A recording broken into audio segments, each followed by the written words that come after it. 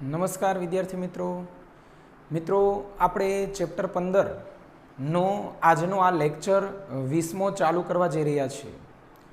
20મો lecture એટલે કે આ ચેપ્ટરનો છેલ્લો લેક્ચર ગણાશે। જે દાખલા બાકી છે આ લેક્ચરમાં કવર થઈ જશે, ત્યારબાદ નવું ચેપ્ટર શરૂઆત કરશું। તો શરૂઆત કરીએ મિત્રો, લેક્ચર નંબર 20માં દાખલા નંબર 12 થી શરૂઆત કરીએ।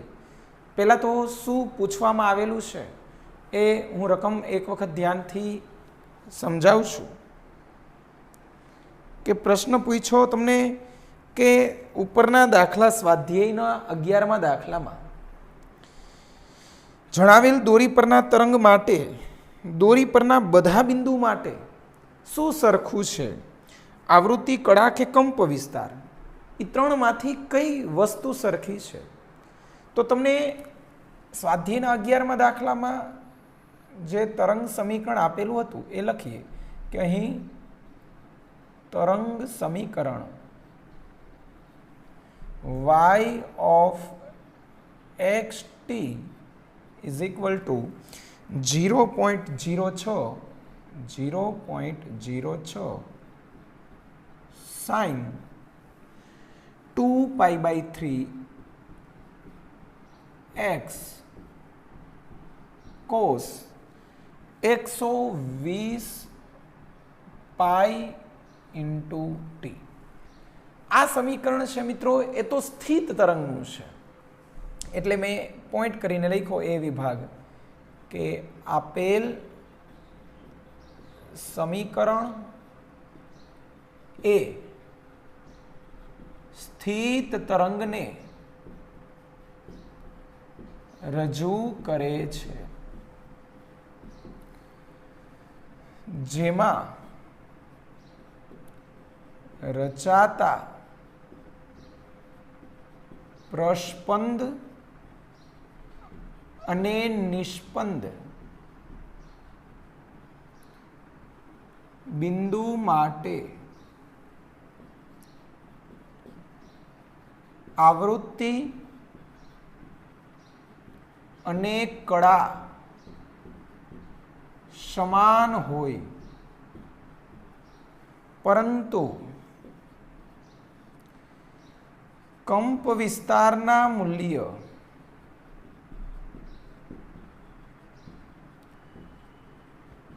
નિસ્પંદ માટે શૂન્ય, જ્યારે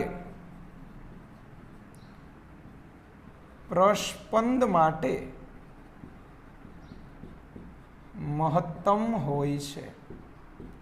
એટલે કે કંપ વિસ્તાર જુદા જુદા હોય છે પણ આવૃત્તિ અને કળા સમાન હોય છે। ત્યાર પછી બી વિભાગ પ્રશ્ન પૂછ્યો કે 375 મીટર અંતરે આવેલા બિંદુએ કંપ વિસ્તાર કેટલો હશે? એટલે લખ્યું કે હવે x is equal to 0.375 metre માટે કંપ વિસ્તાર એટલે કે 2a sin kx, 2a એટલે કે 0.06 sin 2π/3 ઇન્ટુ x એટલે 0.375, તો 0.06 sin 2π ઇન્ટુ 0.375, 2π ઇન્ટુ 0.375 એનું બધું સાદરૂપ આપ્યા પછી sin π/4 મળે છે।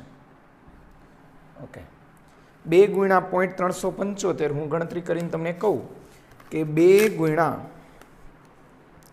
0.375 એટલે 0.75 થાય છે। 0.75 એટલે 3/4 કહેવાય, તો 3 કેન્સલ, by4 વધશે। sin π/4 ની કિંમત મિત્રો 1/√2 થાય, અને આનું કેલ્ક્યુલેશન 0.06 ઇન્ટુ 1/√2 એટલે 0.042 મીટર સેન્ટીમીટરમાં જોતું હોય તો 1 અને 2 4.2 સેન્ટીમીટર થાય। તો આ થયો કંપ વિસ્તાર। ના એ દાખલો પૂરો થાય છે. બહુ સહેલો દાખલો છે. ત્યાર પછી નેક્સ્ટ દાખલાની રકમ હું વાંચું છું કે ભાઈ સ્વાધ્યાયનો 13મો દાખલો કે એક સ્થિતિસ્થાપક તરંગનું સ્થાનાંતર દર્શાવવા માટે એક્સ અને ટીમાં કેટલાક વિધેય આપેલા છે. આમાંથી કયું વિધેય પ્રગામી તરંગ, સ્થિત તરંગ કે એકેય તરંગને રજૂ ન કરે? તો એ તો સમીકરણ ઉપર આધારિત છે, એટલે કંઈ કરાવવા જેવું ખાસ નથી.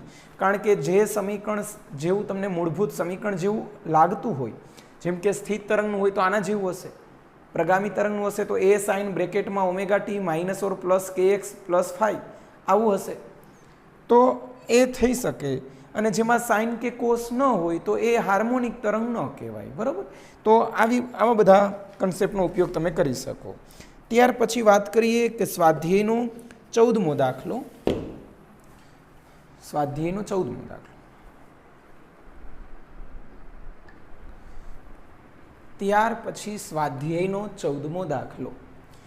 તમને પ્રશ્ન પૂછ્યો છે કે બે દ્રઢ આધાર સાથે તણાવવાળી એક દોરી, એટલે આકૃતિ આ રીતની બનશે કે બંને છેડે જડિત હોય એવી રીતે એક દોરી બાંધેલી છે જેના બંને છેડા જડિત છે, અને આમાં બંને છેડે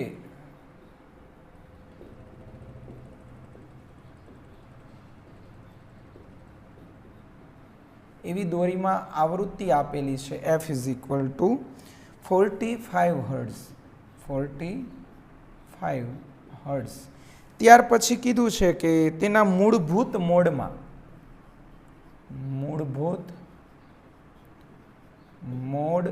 માટે n = 1 લેવું. મૂળભૂત મોડમાં દોલન કરે છે. દોરીનું દળ આપેલું છે 3.5 × 10⁻². m = 3.5 × 10⁻² kg.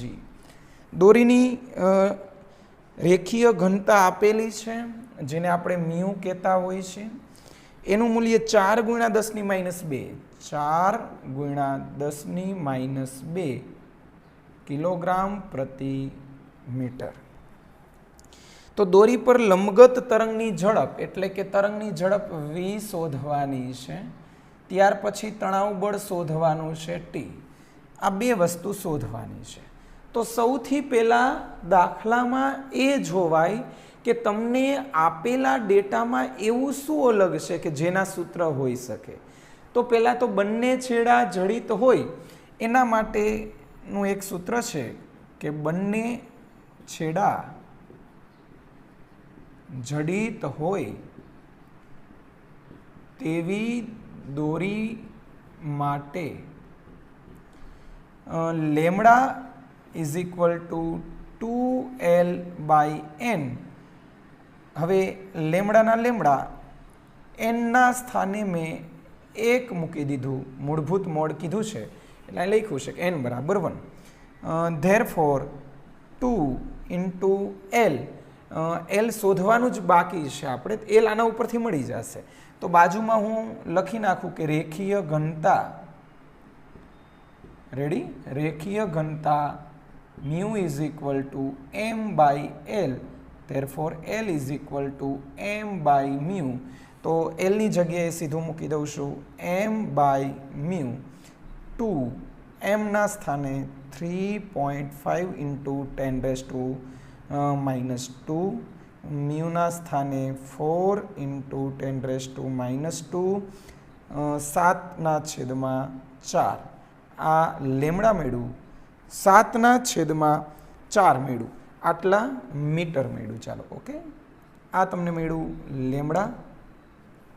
આપણે તો v શોધવાનો છે. તો f આપેલો છે, લેમડા ખબર હોય તો v મળી જાય. તો એ વિભાગ કરીને લખીએ ઝડપ v = f × lambda. f 45 hertz. આ 7/4 45 × 7/4 કરીએ. 45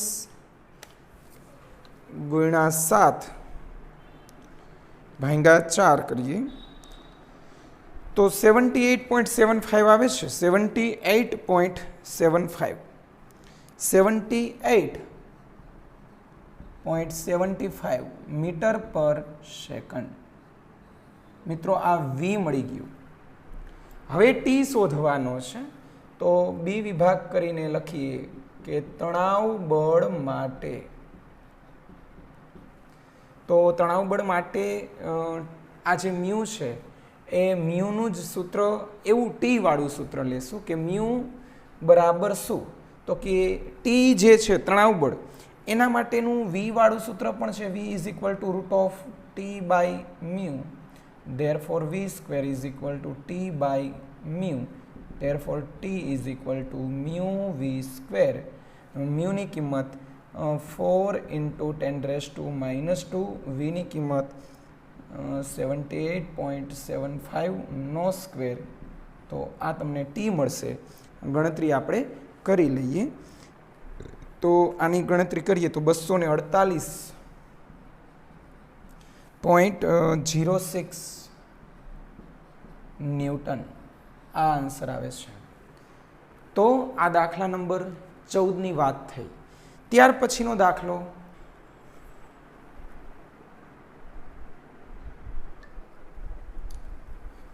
હવે સ્વાધ્યાયના 15મા દાખલાનો ડેટા આપણે વાંચીએ. તમને એવું કીધેલું છે કે 1 મીટર લાંબી એટલે કે લંબાઈ આપેલી છે, એક છેડે ખુલ્લી અને બીજા છેડે ખસી શકે તેવો પિસ્ટન ધરાવતી એક નળી, એટલે કે એક છેડો બંધ છે એક છેડો ખુલ્લો છે, એટલે આનો અર્થ એવો થયો કે આ ક્લોઝ પાઇપની વાત કરે છે. એટલે ટોપિક તમને ખ્યાલ આવી જવો જોઈએ કે આ કયા ટોપિકનો દાખલો છે. તો ક્લોઝ પાઇપનો દાખલો છે.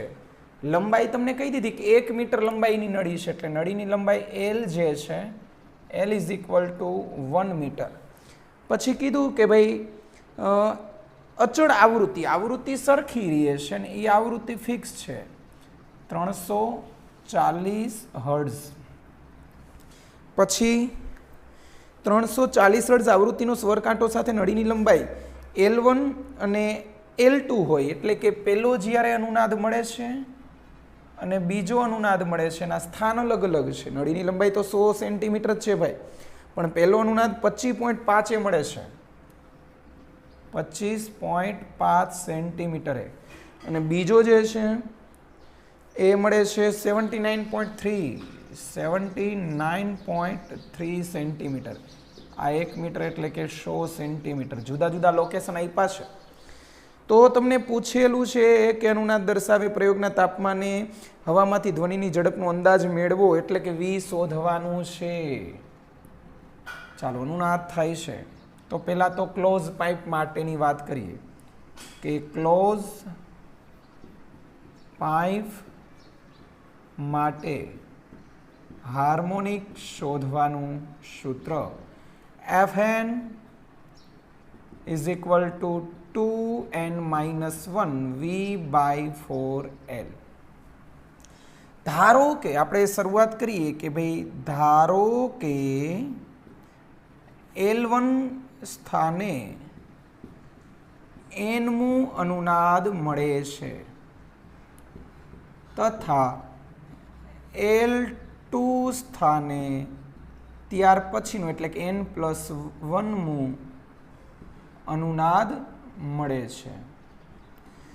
therefore Fn 2n-1 v/4l1 અને n+1 માં અનુનાદ માટે જ્યાં n કર્યો અહીંયા n+1 થઈ જશે, l કર્યો અહીંયા l2 થઈ જશે. સાદરૂપ આપીએ 2n + 2 - 1 v/4l2. therefore 2n + 1 v/4l2. આને કહેશું સમીકરણ નંબર 2. હવે બંનેની આવૃત્તિ સમાન છે એટલે આપણે લખી શકીએ કે વળી સમાન આવૃત્તિ માટે અનુનાદ થાય છે.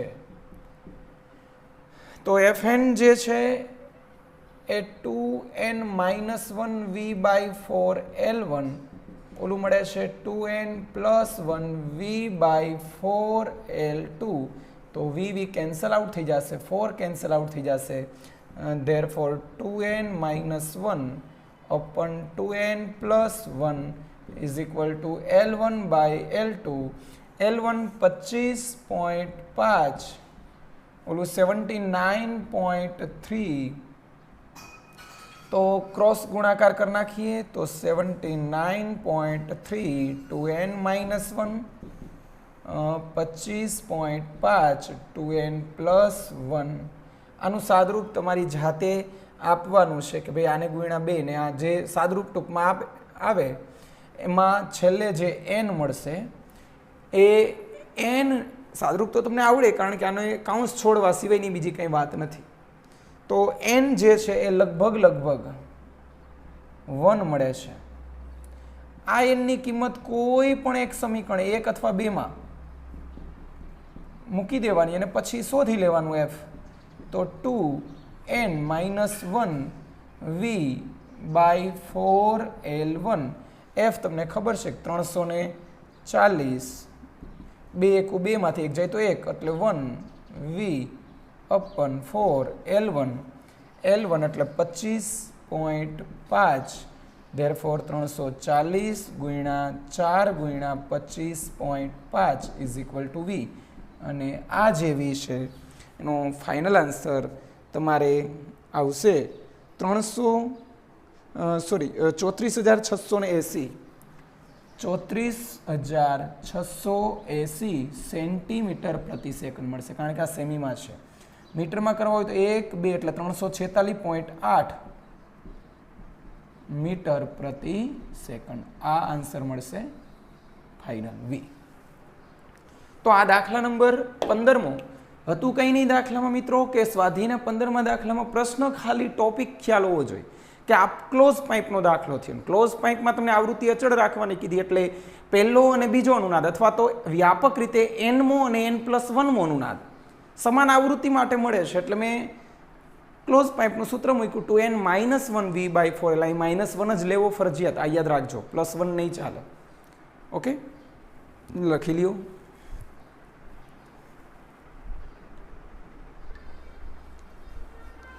ત્યાર પછી નેક્સ્ટ સ્વાધ્યાયના દાખલા નંબર 15.16. ચાલો રેડી. 15.16 પ્રશ્ન આપણો છે કે 100 સેન્ટીમીટર લંબાઈનો સ્ટીલનો સળિયો, એટલે લખીએ સળિયાની લંબાઈ L is equal two 100 centimetre. એક સળિયો તેના મધ્યમાંથી જકડેલો છે, ક્લેમ્પ કરેલો છે. સળિયાના સંગત દોલનની મૂળભૂત આવૃત્તિ f n બરાબર 1 માટે આવૃત્તિ મૂળભૂત કીધું છે. કેટલી આપેલી છે ભાઈ? 2.53 કિલો હર્ટ્ઝ. 2.53 કિલો હર્ટ્ઝ આપેલું છે. તો સ્ટીલમાં ધ્વનિની ઝડપ શોધવાની છે. સ્ટીલમાં ધ્વનિની ઝડપ શોધવાની છે. પહેલાં તો બરાબર સમજો, એક સળિયો છે એટલે સાદો સળિયો છે ભાઈ, એના બંને છેડા ખુલ્લા હોય. ખુલ્લા છેડે પ્રસ્પંદ રચાતું હોય, મધ્યમાં નિસ્પંદ રચાતું હશે એટલે એન્ટીનોડ 2 અને એક નોડ. તો આ થઈ ભાઈ ઓપન પાઇપ માટેની ચર્ચા. એટલે આપણે લખાય કે ભાઈ ઓપન પાઇપ માટે lambda is equal to 2l by n, therefore 2l બાજુમાં લખી નખાય n ઇઝ ઇક્વલ ટુ 1 મૂળભૂત કીધું છે. 2 into l 100, therefore 200 centimetre lambda મળી ગયું. હવે ઝડપ શોધવાની છે તો ઝડપ v is equal two f into lambda સીધું 2.53 કિલો એટલે 10⁻³ લેમ્ડા 200 સેન્ટીમીટર એટલે એને મીટરમાં કન્વર્ટ કરી નાખાય 2.5 ને 2 એટલે લગભગ 5 જેવું થાય. આન્સર 5.06 ઇન્ટુ 10⁻³ એટલે એને ડાયરેક્ટ કિલોમીટર પ્રતિ સેકન્ડ. આ તમારો ફાઇનલ આન્સર મેળવો, 5.06 કિલોમીટર પ્રતિ સેકન્ડ. આ 16મો દાખલો. ત્યાર પછી નેક્સ્ટ દાખલાની વાત કરું તો 17મો દાખલો 20 સેન્ટીમીટર લાંબી નળી કીધું છે. સ્વાધ્યાયનો 15.17મો દાખલો. 20 સેન્ટીમીટર લાંબી નળી એટલે આપણે લખીએ નળીની લંબાઈ L is equal two 20 centimetre. લાંબી નળી એક છેડે બંધ છે, એક છેડે ખુલ્લો છે એટલે કે આવું કીધું છે ભાઈ. એક છેડો બંધ છે અને એક છેડો ખુલ્લો છે. બંધ છેડે મિત્રો નિસ્પંદ રચાશે અને ખુલ્લા છેડે પ્રસ્પંદ રચાવાનું છે. રેડી? આ ટાઈપનું કંઈક હશે. આ એન્ટી નોડ અને અહીંયા નોડ. તો આ વાત થઈ ક્લોઝ પાઇપ માટે. તો ક્લોઝ પાઇપ માટે હવે આગળ વધીએ.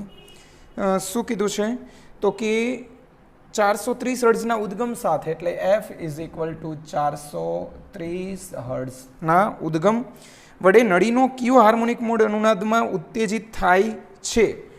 ચાલો n નું મૂલ્ય શોધવાનું છે. તો ક્લોઝ પાઇપ માટે આપણે લખીએ કે ક્લોઝ પાઇપ માટે Fn is equal to 2n minus 1 V by 4L. 2n minus 1 V by 4L. તો હવે મિત્રો આ જે V છે એ V તમને આપ્યું છે 340. V is equal to 340 metre પ્રતિ સેકન્ડ. તો F આપેલું છે 430 is equal to 2n minus 1 V એટલે 340, 4L એટલે 20 સેન્ટીમીટરના મીટર કરી નાખો. તો 0.2 એટલે 430 ગુણ્યા 4 ગુણ્યા 0.2 divided by 340 is equal to 2n minus 1. આનું સાદરૂપ આપણે આપીએ ને તો મિત્રો 430 એને ગુણ્યા 4 ગુણ્યા 0.2 ભાગ્યા 340 એટલે થાય છે 1.01. 1.01 is equal to 2n minus 1. Minus 1 આ બાજુ આવી જાય તો 1 અને 1 જ કન્સિડર કરું છું. 1.01 plus 1 is equal to 2n. therefore 2.01 is equal to 2n. therefore n is equal to round of આપણે લઈએ તો n is equal to 1. તો આનો અર્થ એવો થયો કે ભાઈ પહેલો એટલે કે મૂળભૂત મોડમાં હશે, હે ને? આ મૂળભૂત આવૃત્તિ અથવા પ્રથમ હાર્મોનિકની વાત કરીએ તો એમાં અનુનાદ મળશે. હવે ત્યાર પછી તમને આ જ દાખલામાં એટલે કે અહીં લખીએ કે પ્રથમ હાર્મોનિક માટે અનુનાદ મળે. પ્રથમ હાર્મોનિક અથવા તો મૂળભૂત મોડ. ચાલો ત્યાર પછી આનંદ દાખલામાં પ્રશ્ન પૂછ્યો કે જો બંને છેડા ખુલ્લા હોય તો તે જ ઉદ્ગમ નળી સાથે અનુનાદમાં હશે. ચાલો એટલે કે બંને છેડા ખુલ્લા હોય તો એને પછી ઓપન પાઇપ કહેવાય. અને ઓપન પાઇપ માટેનું સૂત્ર NV બાય 2L છે. તો Fn is equal two 430. n find out કરવાનું છે. આ 340 ના છેદમાં 2. L જે છે એને હું મૂકી દઉં 0.2. therefore 430 ગુણ્યા 2 ગુણ્યા 0.2 ભાગ્યા 340 ઇઝ ઇક્વલ ટુ n. ચાલો આની ગણતરી આપણે કરીએ. આની ગણતરી કર્યા પછી આનો કંઈક ફાઇનલ આન્સર આવે છે 0.5. n ઇઝ ઇક્વલ ટુ 0.5 જે શક્ય નથી. તો આથી કહી શકાય કે ઓપન પાઇપ માટે કોઈ અનુનાદ મળે નહીં. તો આ હતો દાખલા નંબર 17મો. ત્યાર પછી વાત કરું તો 18મો દાખલો અગાઉના લેક્ચરમાં ગણાવી નાખ્યો છે મેં. જ્યારે આપણે ભણી ગયા છે કે ભાઈ સ્પંદ જ્યારે મેં ટોપિક ભણાવ્યો ત્યારે એના દાખલા ગણાવી દીધા હતા. 19મો થિયરિકલ દાખલો છે. 20-21 થઈ ગયા છે. એટલે કે આ સાથે તમારું ચેપ્ટર 15મું અહીંયા પૂરું થાય છે. તો ખૂબ જ સરસ મજાનું તમે આ ચેપ્ટર ભણ્યા હશો હું એવી આશા રાખું છું. હજી પણ કંઈક ક્વેરી હોય તો એક વખત વ્યવસ્થિત દાખલા ગણીને પ્રેક્ટિસ કરજો. કંઈ પણ ક્વેરી હોય તો પૂછજો મારા પર્સનલ નંબર ઉપર. Okay, thank you, bye bye.